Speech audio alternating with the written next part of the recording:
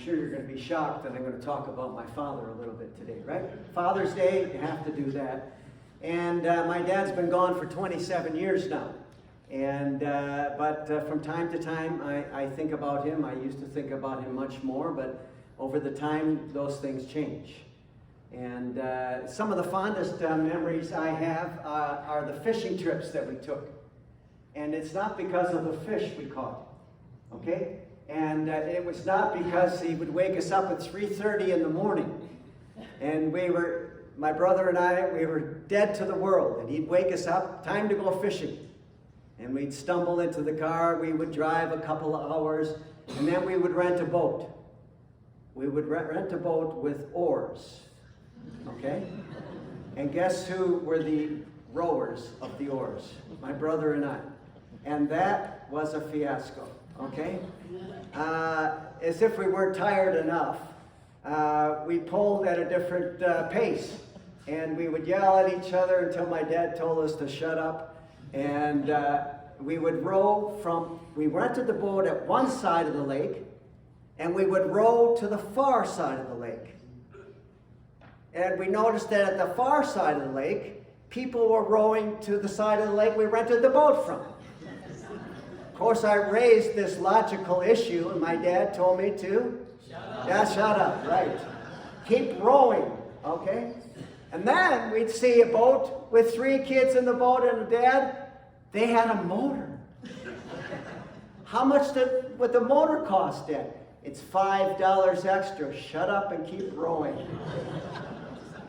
I guess $5 was a lot of money in those days, but anyway, and the thing is, we'd be out there for 6 or 8 hours. Not a fish. Not a fish.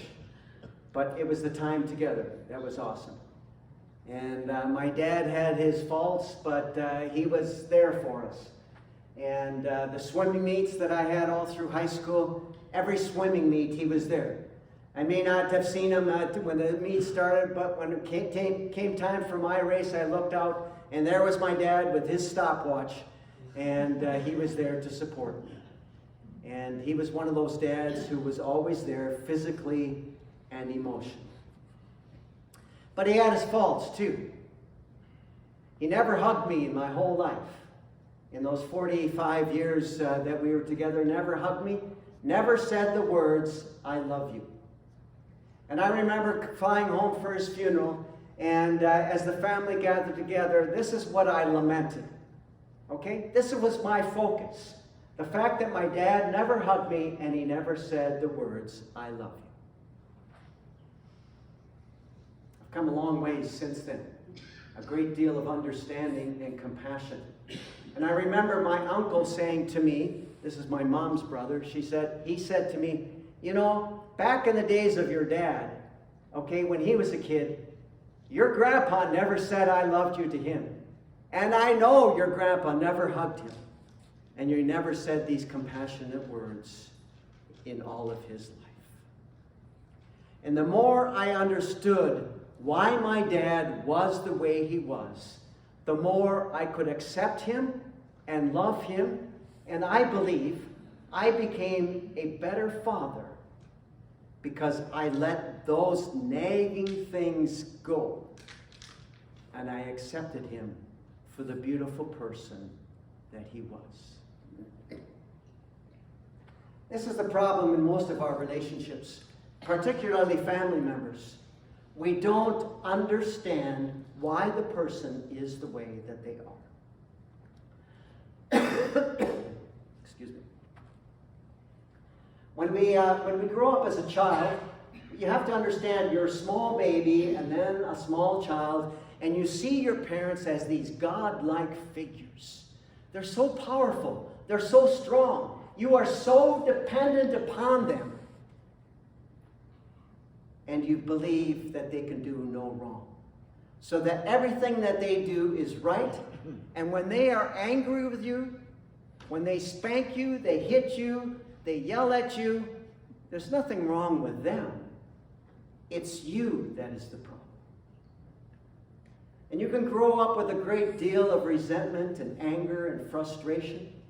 And when you carry that frustration for the rest of your life, it will govern a lot of the relationships that you have with your family members, particularly your children.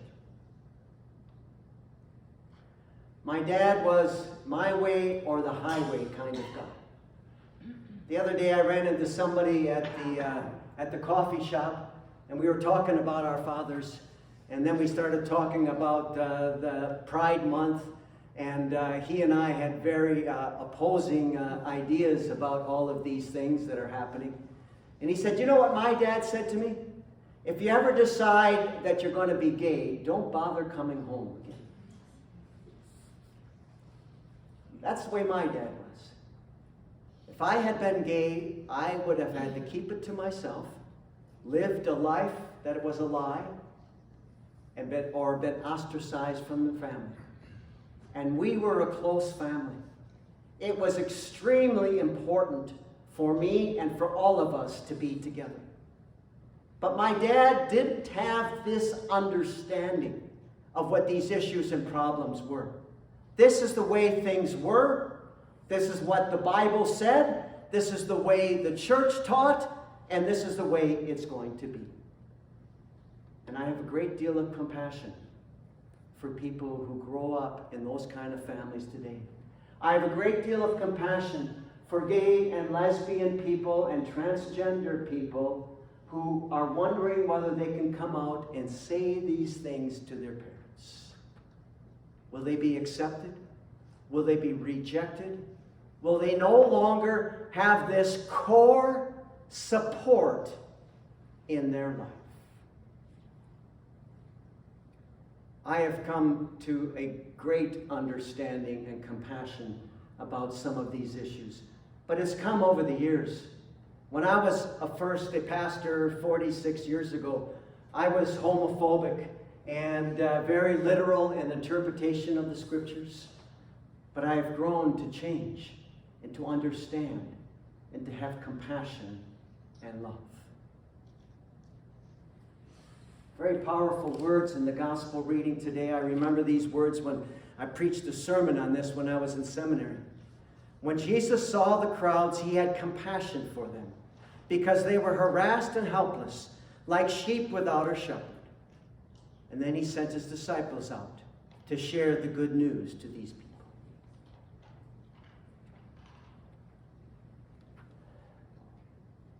If you can come to an understanding about why your parents were the way they were, why your dad was the way that he was. And sometimes you have to go back generational. You have to look at grandparents and great-grandparents and even further down the line to understand why people were the way that they were. My understanding is that my grandfather was a very hard man. He was much harder than my father. There was no doubt about that. And my dad did the best that he could, considering how he grew up. And when I came to that understanding, I became more compassionate as a father, more accepting. You can't draw your line in the sand. And if you draw your line in the sand, be quick to use your foot and erase that line and move it again. Because our families are such a gift, right? I give such great joy and gratitude today for my two children. They are a gift, and we can let nothing stand in the way of us being together.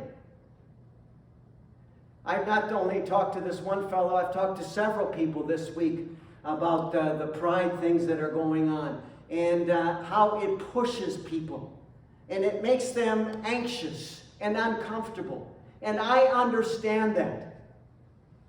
But we have to try to understand what is going on in people's lives. Well, a couple months ago, talking to a transgender person, the last person you probably would have guessed in a room of 500 people. And he shared the torturous life that he has had for 50 years.